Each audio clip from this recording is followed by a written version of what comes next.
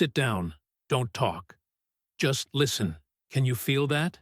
That silence? The refrigerator stopped humming 4 hours ago.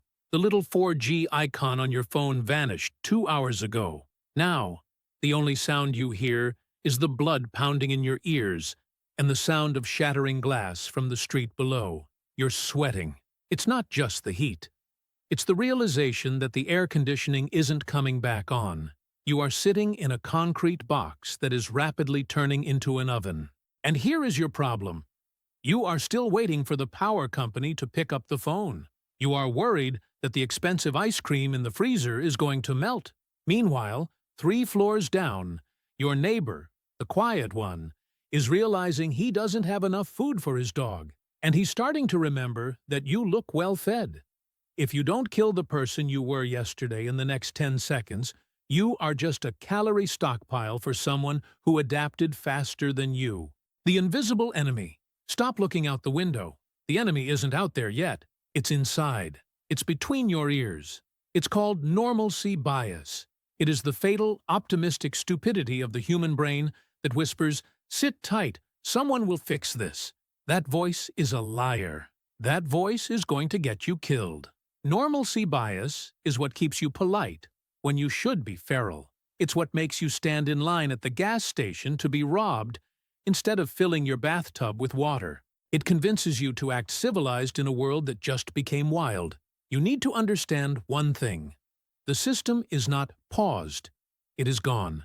The cavalry isn't coming. The cavalry is looting the Walmart right now. Deconstructing hope.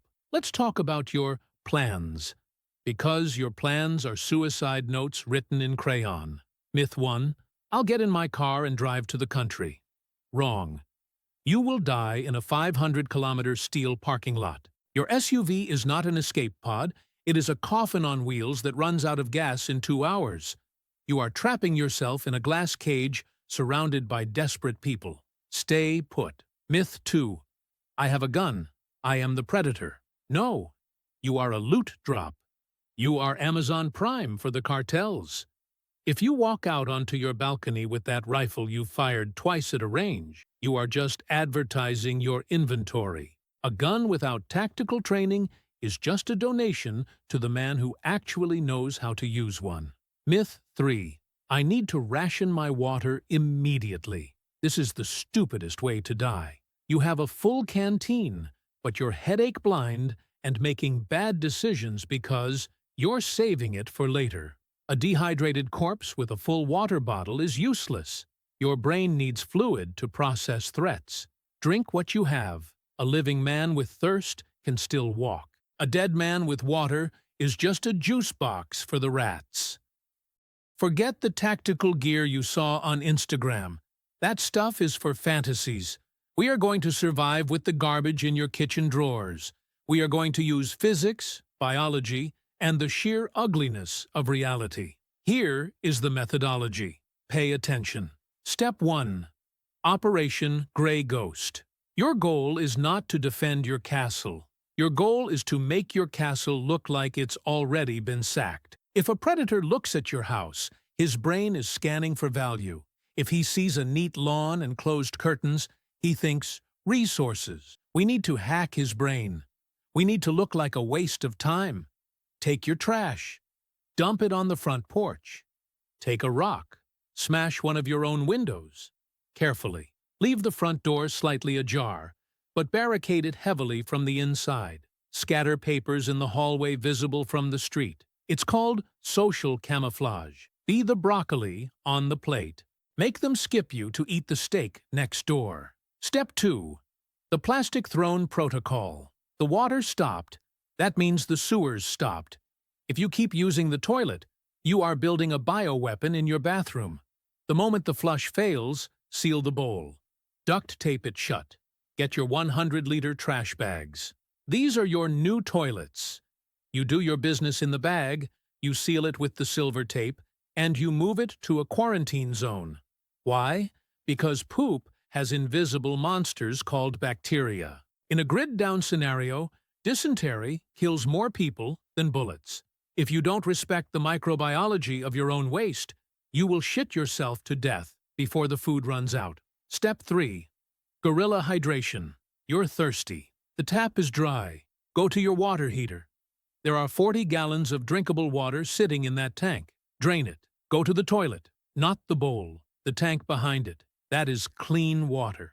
Filter it through a dirty t-shirt to get the grit out. Now, grab the bleach. Unscented. 2 drops per liter. Shake it. Wait 30 minutes.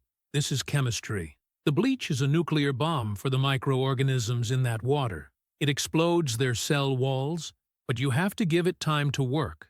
Does it taste like swimming pool water? Yes.